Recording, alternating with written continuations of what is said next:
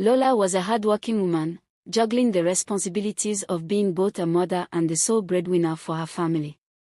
Every day, she woke up early to prepare her children for school before heading to the market to sell fruits. Despite the long hours and challenges, she always made sure her children felt loved and supported.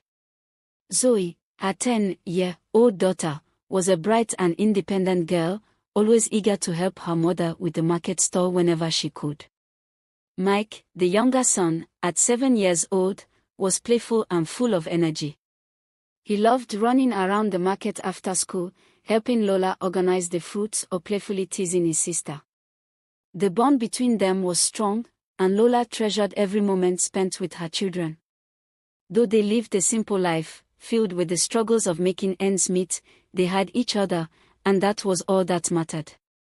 Lola often reminded Zoe and Mike of the importance of education, love, and kindness, knowing that these values would help them grow into strong individuals.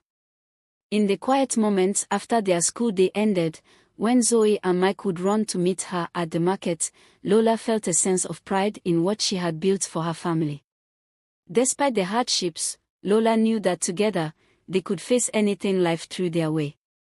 One hot afternoon, Lola sent Zoe home to help with the foodstuff she had bought the previous day in preparation for dinner.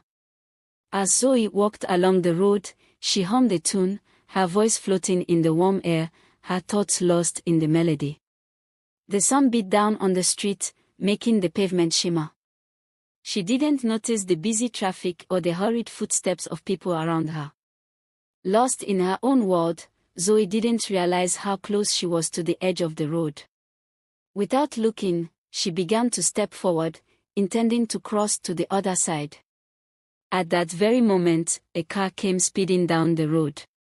The driver, caught off guard by Zoe's sudden movement, swerved but couldn't stop in time. The sound of the car's screeching tires echoed in the air as Zoe was struck.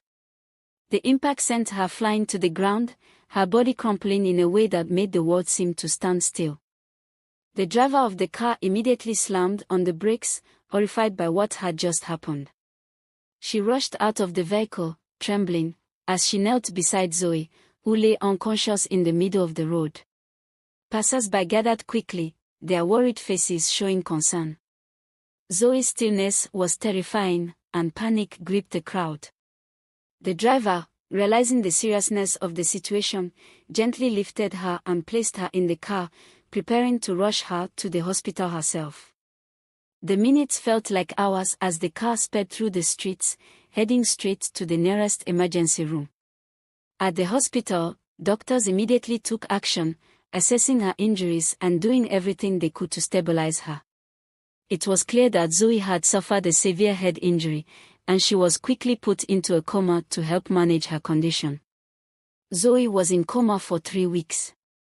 On the other side, when Lola arrived home that cold evening, expecting to find Zoe there, she immediately noticed something was wrong.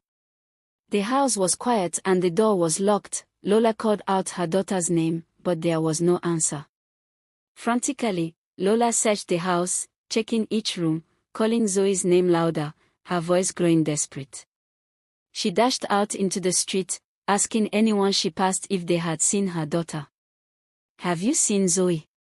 She was supposed to be here by now." But no one had seen her. Her heart raced with each passing moment. Zoe, a sweet, independent girl, had always been so responsible. For her to disappear without a trace felt impossible. Lola's mind raced. Could something have happened to her on the way back from the market? She ran to the neighbors' houses, knocking urgently, waking them from their rest. Each time, she asked the same question, her voice trembling, but the answer was always the same: "We haven't seen Zoe." The night stretched endlessly as Lola stayed awake, her thoughts spiraling with fear. She couldn't eat, couldn't sleep, her mind refused to rest until she found Zoe. At dawn, she couldn't wait any longer. She walked to the police station, her legs shaking, her heart pounding in her chest. She explained the situation to the officers, recounting how Zoe had left the market earlier that day and never returned. The officers listened attentively, taking notes. They reassured her, promising they would do everything they could to find her daughter. They assured Lola that they would search the area, investigate any leads, and follow up with anyone who might have information. For 3 long weeks, Lola waited, her world on hold, as the search for Zoe continued. Each day that passed without news made her feel more lost and hopeless. The house felt emptier without her daughter's laughter, her songs, her little footsteps running around. Mike, too, missed his sister, and though he tried to stay strong for his mother, his small face showed the sadness that mirrored Lola's own. Every time the phone rang, Lola's heart would leap with hope, only to sink with disappointment when it was not news about Zoe. But she held on, clinging to the belief that her daughter would come home safe. The police assured her that they hadn't given up, but the uncertainty of it all gnawed at her every moment. It was 3 weeks now and her daughter wasn't found.